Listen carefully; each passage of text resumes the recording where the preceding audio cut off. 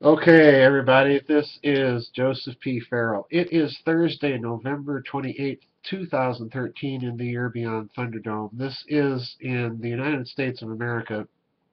For those of you overseas, this is my favorite holiday. It's the American holiday of Thanksgiving. So first, a little kind of Thanksgiving announcement.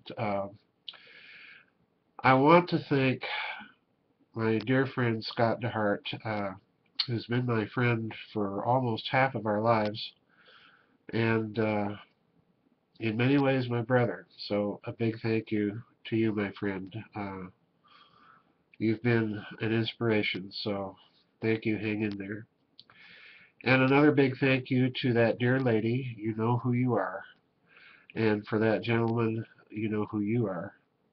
Because much of the work, if it hadn't been for you two, that has been accomplished in the last 2 to 3 years would not have been possible. Absolutely would not have been possible without you. So a prayerful thank you to you and yours, and every wish that you have, every blessing coming to you that you so richly deserve. And all the rest of you, the visitors and members and people that send me articles, I'm truly overwhelmed at all the expressions of goodwill and all of the tireless research that you all do to bring things to my attention. I do read most of what you send me, and that can be kind of a time-consuming thing. I wish I had the time to post everything that I get sent, but I do want to thank all of you for that, all the members and everybody on the website and all the readers over the years. So a big thank you in the spirit of the American holiday of Thanksgiving, my favorite holiday. Someone sent me an email just before I got on here and said the first requirement of a positive mental attitude is a spirit of gratitude. So there you go. All right. I want to talk about something, speaking of everything that people have been sending me. I want to talk about something that so many of you sent me, it would be a kind of dereliction for me not to talk about it, at least to speculate a little bit. And that is after the recent disclosure that Pope Francis I has been asking the accounting firm of Ernst& Young, which is a big worldwide global accounting firm, to do the audit of the Vatican, not just the Vatican Bank, but the Vatican city-state administration itself. So in other words, this is a sweeping thing. For one thing, folks, think back on all of your history. When has the Vatican ever been audited by anyone? In fact, you can think of all of those controversies with the medieval emperors as, in fact, the Vatican, the Roman Church, the papacy, insisting that it had sovereign status and could not be interfered with by any possible secular power. So this is just mind blowing. Now, you'll recall also, and I'm kind of setting the context for my comment here. You'll recall also that this accounting firm is the same accounting firm that does the yearly audit of the Bank of International Settlements, all right? So in other words, that symbolically alone presages perhaps the collapse of institutions, as Secretary Fitz put it to me, into each other. It could.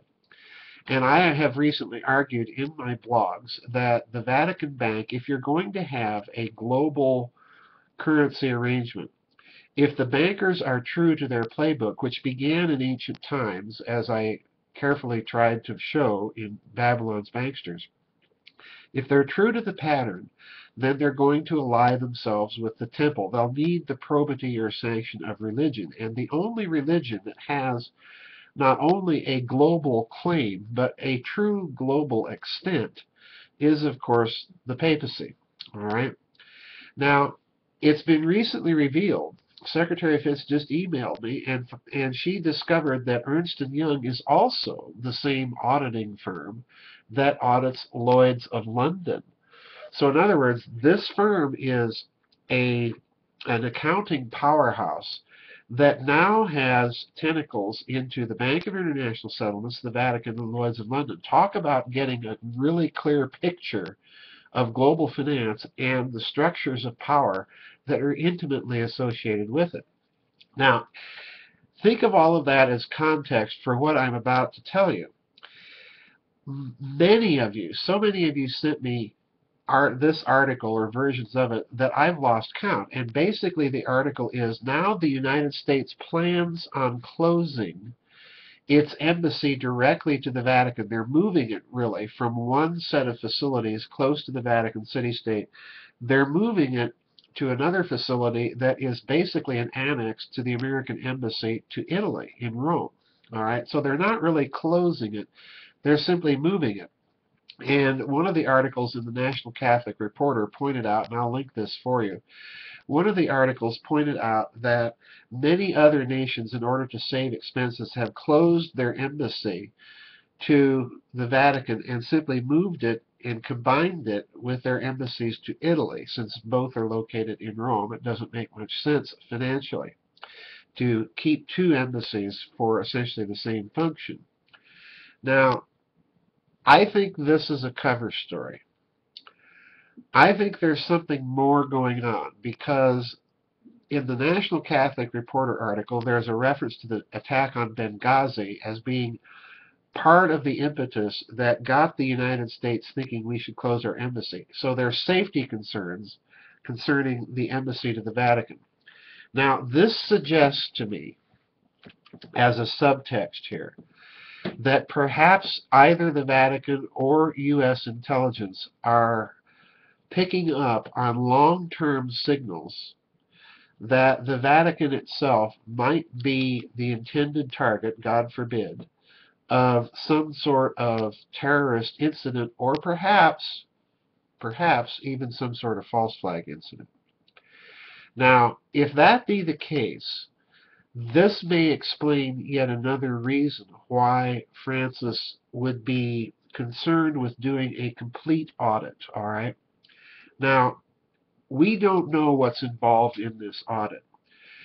As Secretary Fitz put it to me, and as I pointed out in the blogs, the Vatican is the world's biggest long-term pool of equity, all right? It's been around for at least 2,000 years, and there are indications in some circles that aspects of it longer than that. But certainly in terms of Christianity, it has a long, centuries-long history of being the biggest equity, non-taxable equity pool in the world. All right, so this is a huge, huge pile of equity the Vatican is sitting on top of.